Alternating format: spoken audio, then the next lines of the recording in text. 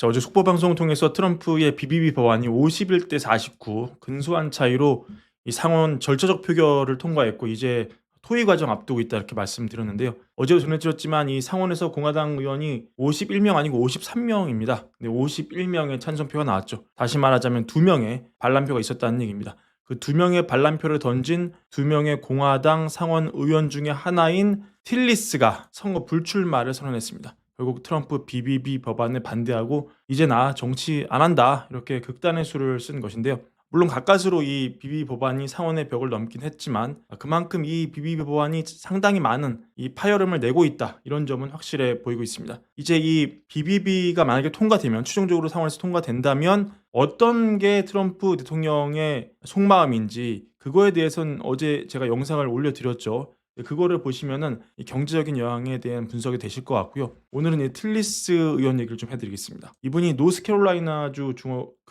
출신인데 이 BBB 법안에 이 메디케이드를 삭감하는 내용이 들어 있었죠. 근데 이 수혜를 받는 사람이 노스캐롤라이나에 많다. 그렇기 때문에 도저히 찬성할 수 없다. 이런 논리였습니다. 이렇게 반대표를 던지니까 트럼프가 틸리스를 향해서 틸리스는 말만 하고 불평만 하는 사람이고 행동하는 사람은 아니다. 이렇게 엄포를 놨고 또 공화당 경선에서 나 다른 후보 지지할 거야. 이렇게 얘기가 나오니까 나 이제 정치 안 할 거야. 이렇게 사실상 은퇴 선언을 한 것이죠. 이게 노스캐롤라이나 주가 사실 대표적인 경합주입니다. 물론 지난 3번의 대선에서 트럼프가 모두 승리하긴 했지만 지난 오바마가 또 승리할 때 그때는 오바마 편을 들긴 했는데 공화당 쪽을 많이 지지하긴 했지만 경합주로 분류되는 그런 곳이죠. 그래서 이번에 틸리스가 물러나면은 자칫 다음 선거에서 민주당 후보가 상원의원이 되지 말라는 법이 없는 그런 곳이라서 공화당 사이에서는 우려가 나오고 있습니다. 그러니까 지금 공화당 안에서도 지금 무탈하게 BBB 법안을 일치 단결해서 그런 이렇게 미는 건 아니고 상당한 파열음이 있다 이렇게 봐야 맞는 것이고요. 그리고 머스크가 트럼프와 각을 세웠다가 이 시발점이 사실 또 BBB였죠. 근데 이게 막 앱스타인까지 나오고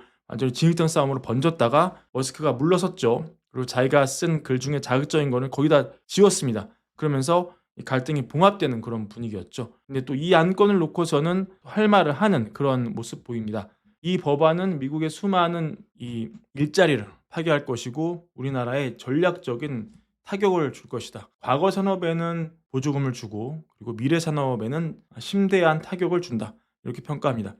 하지만 이 얘기가 있었음에도 트럼프, 이 머스크를 상대로는 그렇게 각을 세우지 않는데요.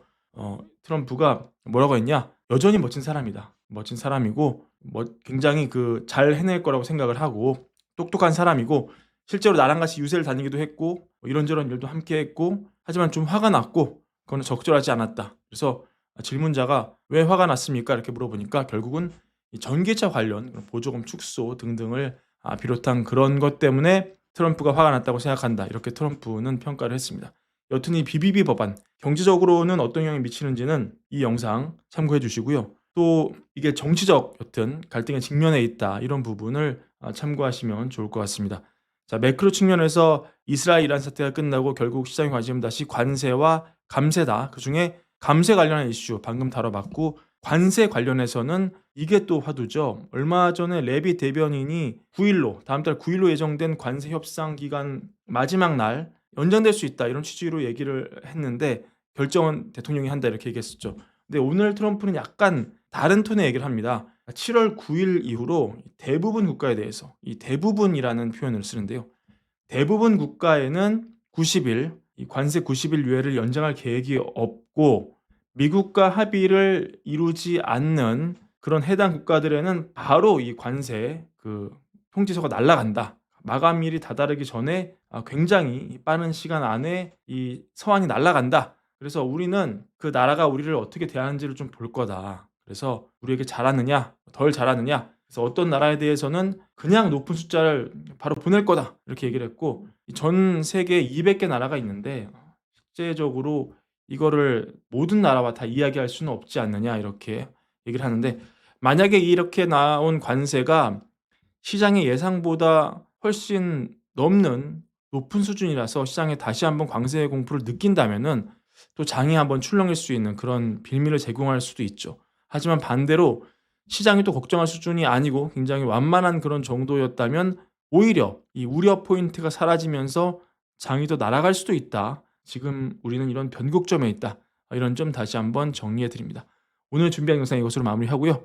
월갈부 구독과 좋아요, 많은 사랑도 함께 부탁드립니다. 감사합니다.